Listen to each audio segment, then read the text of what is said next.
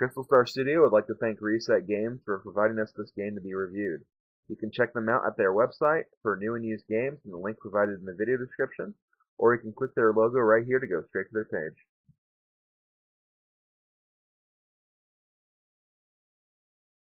Have you ever wondered what it would feel like traveling through a post-apocalyptic world as one of the Four Horsemen of the Apocalypse, slaughtering both demons and angels, showing the armies of both heaven and hell that they shouldn't mess with you? Well, with Darksiders, that thought can now become a reality. Darksiders, originally known as Wrath of War, is a game developed by Vigil Games and published by THQ. The game was released back in 2010 for both PlayStation 3 and the Xbox 360, and it also received a PC release later on in that year. A few months ago, back in August 2012, a sequel to the game was released under the name Darksiders 2, and in addition to the 3 platforms previously mentioned, will also be released on Nintendo Wii U at the system's launch. However, today we're not going to be focusing on the sequel. Instead, we're going to be taking a look at the first game and what makes Darksiders what it is. Since the dawn of creation, the armies of heaven and hell have fought constantly, seeing no end to their conflict. To balance this ongoing conflict, a mediator group known as the Charred Council arose to maintain order between these two groups, and to preserve the very fabric of the universe. The Council called a truce between the two kingdoms of heaven and hell, and also created the Brotherhood of the Four Horsemen of the Apocalypse to intervene and enforce the laws of the Council among the two forces. And then, when the time of the apocalypse was nigh, the Four Horsemen would ride across Earth and judge the guilty, forging a new pact and deciding the fate of the kingdoms. However, the apocalypse prematurely happens and both demons and angels fall to Earth, beginning the final battle between the two, causing nothing but chaos and destruction at every turn, pretty much annihilating the human race at every step. At this happening, War, one of the Four Horsemen, falls down to Earth, but his brothers are nowhere to be found, and his strength is pretty much zapped down to nothing. After coming face to face with a demon named Straka, who is working for a being known only as the Destroyer, War is defeated, but is saved from death by the Council, who questions War and assumes that he is responsible for starting the apocalypse early. War denies these claims and demands to be given a chance to find out who is actually responsible for summoning him, and only him. The Council agrees, but only under the condition that War will be under the watchful eyes of a creature known as the Watcher, who has the power to kill War if he so much as strays from his mission or does something the Council does not care for. War is sent back to Earth 1 century after the apocalypse has occurred, and the entire world is now in ruin as he searches for the Destroyer and what exactly happened 100 years prior. Darksiders is what I like to call a hack-and-slash action-adventure game. You control War on his journey to restore balance to his war-torn and ruined world, fighting off demons and angels as he gets to the bottom of this conflict. When looking at this game, you notice a lot of similarities right off the bat between other games of the genre, like The Legend of Zelda and Ratchet & Clank, just to name a few. You traverse the world, going from point A to point B, taking out hordes of enemy monsters along the way, and solving unique puzzles that require tools that you obtain throughout your adventure. War's main weapon of choice is a blade known as the Chaos Eater, a blade with immense strength that has the ability to take on even the biggest of monsters. It can perform a variety of different attacks and combos, and even features a leveling up system that will make the blade even more powerful the more enemies you defeat. However, one freaking huge sword will not be enough for War. He also has a nice collection of other weapons and tools that he'll need to use throughout his adventure.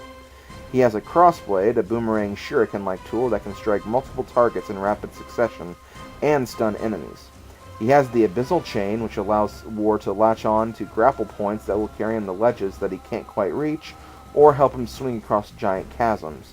And perhaps most appropriate, once you find him, War's trusty steed Ruin is a very useful tool as well, allowing War to traverse giant landscapes in a matter of seconds. And not only that, but it also doubles War's attack power whenever you are on horseback. The only drawback is that you can only use Ruin in very specific locations. Your use of these tools is not really something you have to think about much, as 90% of their uses will occur around the area where you first obtain these items, but if you backtrack to areas that you have been to before, you may find another use for these items that will allow you to obtain some nice goodies that may ultimately make you more powerful. However, many of these items are fun to use, and you'll find yourself switching between them often enough anyway, just to play around with them. You can pretty much go into every battle mashing the sword button and hoping you get lucky with the evasion of enemy attacks, but that doesn't mean it's the best strategy, even though it does work at times, and some enemies and bosses may even be more weakened by another weapon or item combination. War also has a chaos meter where, after dealing and taking enough damage, he can turn into an invincible demon for a short period of time that can rip apart enemies with only one swing of his blade. This is best used for giant crowds of enemies or enemies that you're having difficulty with taking down.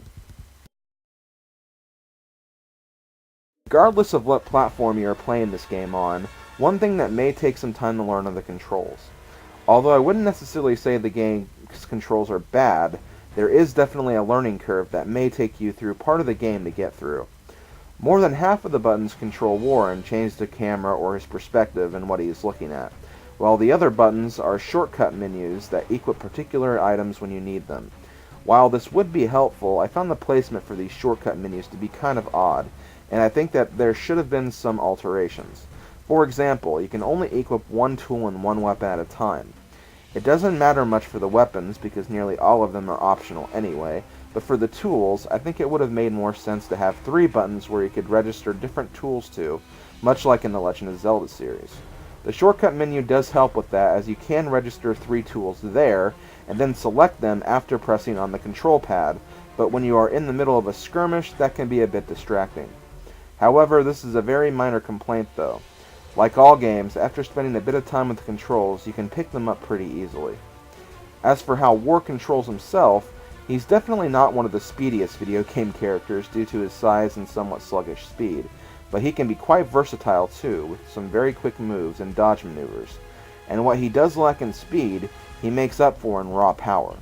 Like I said before, you can take on nearly everything with your sword alone, and sometimes it's fun that way, just to watch your enemies get fried into nothingness. The game presents itself very well, from its story and characters to the graphical environment. I already went through the story in pretty much near complete detail, with exception to the in-game spoilers, which I'm obviously not going to cover for the purpose of this review. However, it's a relatively simple plot to follow along with, and even if you do get lost or find yourself needing a refresher, the first 10 minutes of the game pretty much tells you what you need to know, and you can easily just start a new file to reacquaintance yourself with the plot if need be. One thing that keeps the plot interesting are the characters, from the overly possessive Watcher. Let's lay down a few ground rules. Until this is over, you're a dog on a leash. I say bark, you bark. And if I have to kick you, you'd better not bare your teeth. Understand? Or should I teach you to play dead?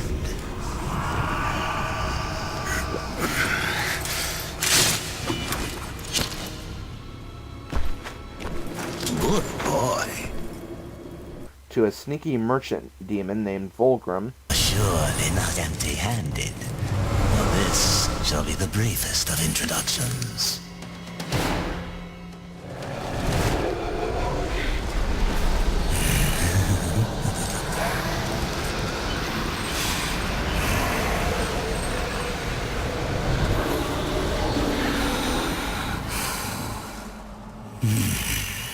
There were a few young ones. Spectacular. And perhaps my favorite character, the Black Hammer, Ulthane. Now get off of my property before more pigeons come looking at crap in my yard. As for the environment and the graphics, the game did an excellent job with designing this post-apocalyptic world.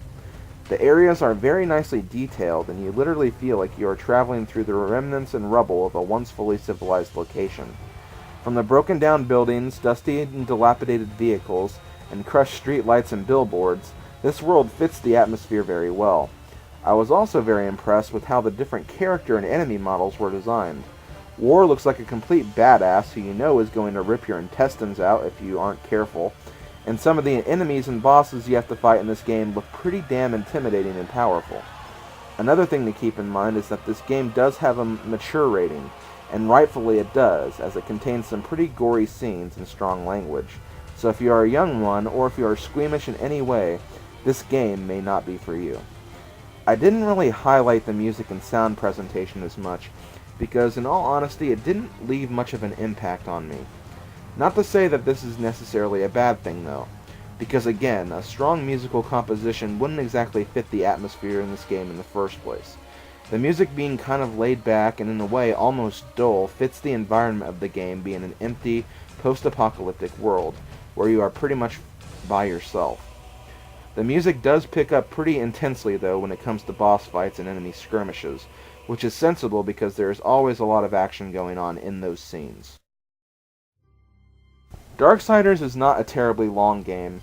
In fact, I was actually kind of worried that I would be underwhelmed by its length at first. However, the game is definitely not as short as it seems either, and a lot of the areas are pretty long and can take a decent amount of time to get through.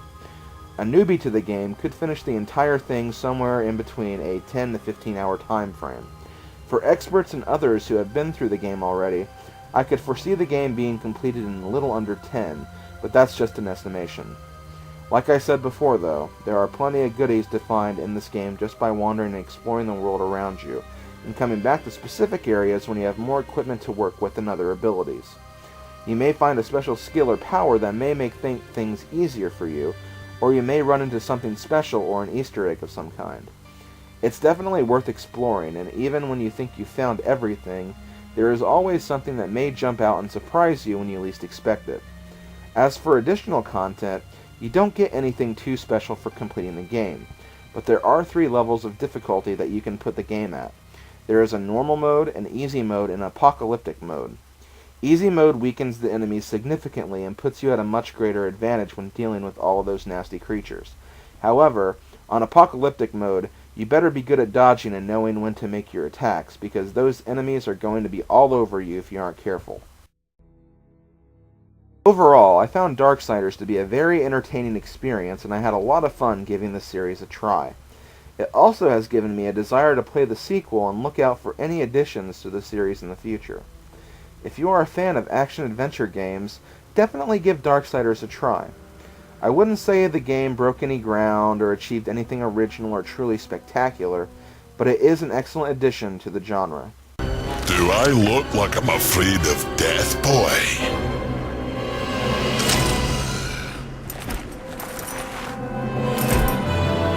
It's not death you should fear,